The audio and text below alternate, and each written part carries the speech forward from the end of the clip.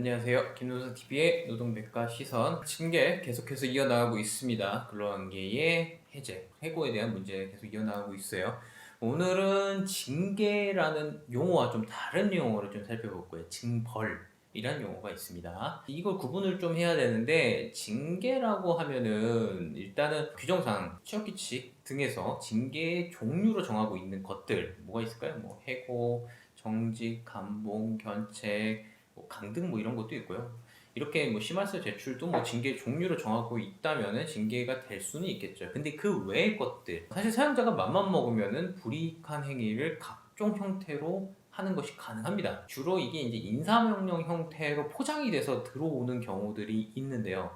이러한 비전형적인 인사명령 형태로 안 들어올 때도 있어요. 그러니까 각종 뭐 예측할 수 없는 형태로 들어오는 거, 뭐 승진으로 들어올 수도 있고, 승진 누락일 수도 있고, 갑자기 뭐 임금 삭감 부분일 수도 있고, 뭐 아니면 뭐 갑자기 배치 전화를 보내는 거일 수도 있고, 뭐 각가지 형태로 들어오는데, 이것을 저희는 징벌로 보고 있고, 이제 근로기준법 23조에는 징계 외에도 징벌에 대해서도 정당성을 요구하고 있어요. 현재 뭐 이거 논의는 좀 있는데 노동위원회는 구제 대상으로 보고 있습니다. 오늘 이와 관련해서 좀 설명을 드릴 건데요. 일단은 뭘 징벌로 보냐, 징계와 다른 점이 뭐냐, 이런 것도 좀 설명 주시죠. 말씀 주신 것처럼 근로기준법 23조에서는 해고, 정직, 전직 이런 것들을 하지 못하도록 규정하는 것뿐만 아니라 맨 끝에 그 밖에 징벌을 할 수 없다라고 되어 있습니다. 그래서 근로기준법에서 명시하고 있는 근로자가 잘못을 했을 때 뭔가 불이익을 줄 수 있는 요소로서 징벌이라는 개념을 사용을 하고 있고, 그럼 이 징벌을 어떻게 볼 것인가에 대한 부분이 결국 이제 법원의 해석밖에 없는데요. 법원에서는 제재 조치를 목적으로 불이익한 처분을 하는 것, 이것을 이제 징벌로 해석을 하고 있습니다.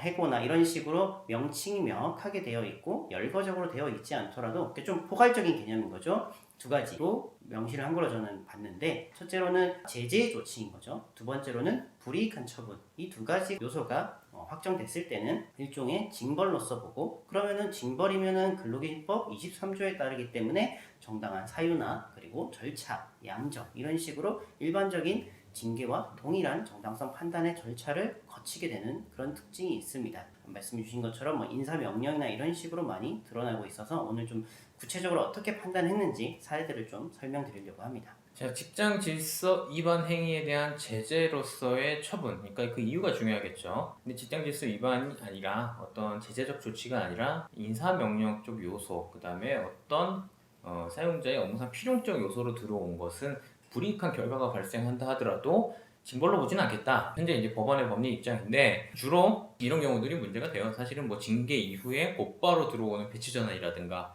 뭐 이런 사례들에서 많이 좀 문제가 됩니다. 그러니까 직장질서 위반 행위에 대한 징계가 있고 징벌이 같이 있게 되면 이중징계 문제라든가 일살의 부재리 뭐 이런 문제가 나오는 것뿐만 아니라 징벌을 할 때 징벌에 대한 징계 절차를 지켰냐 뭐 이런 것도 문제가 되고 있죠.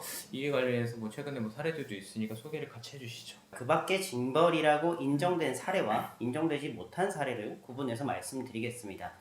징벌로 인정된 사례가 사실 그렇게 많지는 않습니다. 인정된 사례를 봤을 때 첫 번째로는 이 근속 승진 누락이라는 부분이 있는데요. 그러니까 일반적인 승진이 아닙니다. 뭔가 성적이 좋아서 승진하는 게 아니라 어떤 회사는 호봉과 비슷한 개념인 거죠. 2년 이상 근무하면 승급이 된다, 승진이 된다 이런 식으로 근속 자체로 승진이 됐는데 이번에 내가 승진할 차례인데 최근에 뭔가 잘못한 게 있던 거죠. 그래서 이 잘못을 이유로 너는 이번에 근속 승진 대상에서 누락되었어 라는 처분을 받게 됐을 때, 이거에 대해서 근로자가 구제 신청을 진행했을 때 그 당시에 이제 법원의 판단 그리고 노동위원회 판단을 보면은 이 근속 승진 누락 같은 경우는 그 승진이 안 되면 임금이 적죠. 그래서 그때 판단을 보면은 감봉보다 더 가혹한 제재다. 감봉 같은 경우는 임금의 10%만 감봉할 수 있게 되어 있죠. 하지만 승진은 한 1년, 2년 동안의 기간 나의 임금이 고정이 되는 거기 때문에, 그러니까 원래는 인상될 수 있는데 인상되지 못한 그 불이익을 합치면은 사실 감봉보다 몇 배가 강합니다. 저희가 사례들 한번 계산을 해보면은 7, 8배씩 높을 때도 있고요. 그렇기 때문에 이런 감봉보다 더 가혹한 제재이기 때문에 근속 승진 누락은 징벌로 본 사례가 있었고요. 다음은 이건 아마 업종의 특수성 때문인데요. 버스 회사인데 버스 회사에서는 뭔가 이 고정기사와 비고정기사, 그러니까 어떤 특정 노선만 운전하는 분들이 있고 변동되는 분들이 있는데, 이 변동됐을 때는 생활 리듬도 그렇고 여러 가지 이제 노선의 그런 어려움 때문에 굉장히 싫어한다고 합니다. 그래서 회사에서는 뭔가 말을 안 듣는 사람들은 고정에서 비고정으로 많이 바꾸는 그런 전례들이 있었기 때문에 이 회사에서도 마찬가지로 어떤 잘못을 한 버스 기사에게 원래 고정 기사였던 거죠. 근데 비고정으로 이렇게 바꾸는 일종의 처분이고 뭐 인사명령이라고 얘기했겠죠 회사는. 근데 열어보니까 그 사유가 귀책 사유였고 회사 내에서는 이거는 불이익한 거다라고 다들 인식이 있었던, 그래서 법원의 판단도 이것은 잘못한 거에 대해서 불리한 처분, 불이익한 처분을 준 거다라고 봐서 이 부분에 대해서도 징벌로 받고 징벌에 맞는 그런 절차들을 요구를 했었습니다. 어쨌든 징벌로 인정이 되어지면 좀 상황이 달라집니다. 이제 사용자가 어떤 인사명령 같은 이제 껍데기를 가지고 온 것에 대해서 어떤 절차 문제, 뭐 사유, 그 다음에 뭐 해고 같은 유사한 문제가 이제 발생하게 될 경우는 뭐 서면 문제 뭐 등등이 발생을 하게 되는데요. 일단은 여러분들이 노동위원회 좀 팁으로 아셔야 될 게 구제 신청을 들어갈 때 의외로 이 징벌 주장을 안 하세요. 잘. 지금 내가 불이익한 제재로서 받은 처분이라면은 이 징벌로 봐야 되고 징벌에 따른 각종 조항을 적쳤어야 된다는 주장을 꼭 해주시는 게 좋아요. 다만 노동위원회가 이거를 징벌로 봐서 처리를 하는 경우가 많냐? 그렇지는 않아요. 솔직히 말씀드리면은 굉장히 보수적으로 보고 있는 건 사실인데, 그래도 징벌적 성격이 얼마나 들어가냐를 설명하는 게 중요하냐면은 그 다음에 있는 인사명령이 업무상 필요성이 있냐를 굉장히 효력을 떨어뜨려 주는데 효과가 있습니다. 그러니까 이것을 꼭 빼먹지 않고 진행을 하셔야 되는 게 이제 맞다. 예, 뭐 판정문은 그렇게 안 나오더라도 사실 징벌인 여부조차 판정을 안 하는 게 너무 많았는데 간혹 판정을 하기도 합니다. 사례들은 계속 늘어나고 있고 꼭 좀 해주셨으면 좋겠다 이런 말씀 드리고요. 좀 정리를 해주시죠.